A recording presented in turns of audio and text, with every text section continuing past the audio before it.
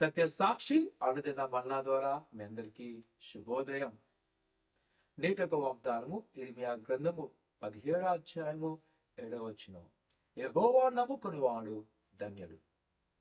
ఈ లేఖన భాగము నేను చాలా సమూయేలు గ్రంథము అనేక సార్లు నా జీవితంలో రుచి చూస్తున్నాను. చాలా సార్లు మన జీవన ప్రయాణంలో ఎన్నో సవాళ్ళు, కొన్నిసార్లు నమ్మశక్యమైన పరిస్థితులు మనము ఎదుర్కొంటూ ఉంటాం. కనప్పుడు సంగమా, నీ జీవిత గమనం ఎలాగున్నప్పటికీ యెహోవాను నమ్ముకున్నవాడంట ధన్యుడు.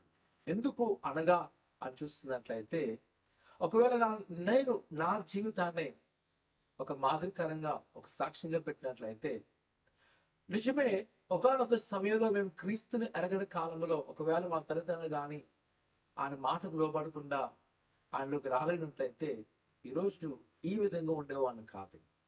మా తల్లిదండ్రులు ప్రభువుని ఎరిగి వారి మమ్మల్ని కూడా ప్రభు యేసు క్రీస్తు మార్గంలో నడిపించడం వల్ల ఈరోజు నేను అనేక మందికి దీవెనకరంగా మలిచినాను. అదే యెహోవాను నమ్ముకున్నవాడు ధన్యుడు. ఎందుకంటే తన నమ్మిన వారిని ఆయన విడిచిపెట్టే దేవుడు కాదు. బాధలు రావా, దుఃఖాలు రావా, లేదా వ్యాధులు కలగదంటే అవన్నీ ఉంటాయి. వాటి గుండెగా నిన్ను నడిపిస్తూ నిన్ను నన్ను పెట్టే హస్తంగా చేసే దేవుడు నా ప్రసంగమా. ఈరోజు ఒకవేళ ఆయన నమ్మకంచు, కొన్నిసార్లు మనం కార్యాలు జరగట్లేదని వెనక్కి వెళ్ళిపోయే వాళ్ళు మనం చూస్తుంటాం. లేదా కొన్నిసార్లు ఏమీ అవ్వట్లేదని నిరాశపడిపోయి అక్కడే ఉండిపోవాలని చూస్తుంటాం. కానీ దేవుని యొక్క లేఖనం ప్రకారము ఆయన ఎందుకు సంపూర్ణ నమ్మకంచండి, ఆయన ఎందుకు ఆధారపడాలండి.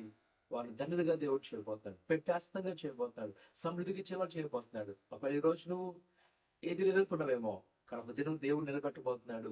నీవే అనేక మంది పెట్టే వాళ్ళగా చేస్తున్నాడు. ప్రసంగమా, ఆయన నమ్మకించుతావా? ప్రార్థన చేసుకుందాం. కరమైన దేవా, నీకున్నారు నిజమే, నువ్వు సత్యవంతుడు, నిత్యమైన దేవుడు ప్రభా, నువ్వు సమృద్ధి గల దేవుడు. అయినా ఈ ఉదయకాల సమయంలో నీ బిడ్డలకు జ్ఞాపకం చేసుకోండి. నిన్ను ఎవరైతే నమ్మి ఉన్నారో వాళ్ళైనా మీరే ధనపరచండి, దీవించండి, ఆశీర్వదించండి. నన్ను బలపరచు దేవా, నీ బిడ్డలు దీవించండి. ఉదయకాల సమయంలో వారిని నమ్మకిస్తుండగా ప్రభా, వారిని ధన్యులుగా చేయమంటాం తండ్రి. ఎందుకంటే వారినైనా ఎల్లప్పుడూ ఫలించే మొక్కలుగా ఉంచండి.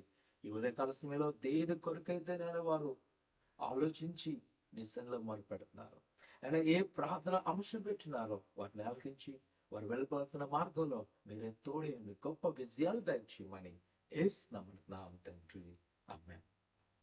మీకు ఎలాంటి ప్రార్థన నమ్మకంతో ప్రభుత్వ ప్రార్థన చేయండి. మాకు తెలియచేయండి, మీకు ప్రార్థన చేస్తున్న దేవుడు ఖచ్చితంగా మీ పట్ల గొప్ప కార్యం చేయను గాక.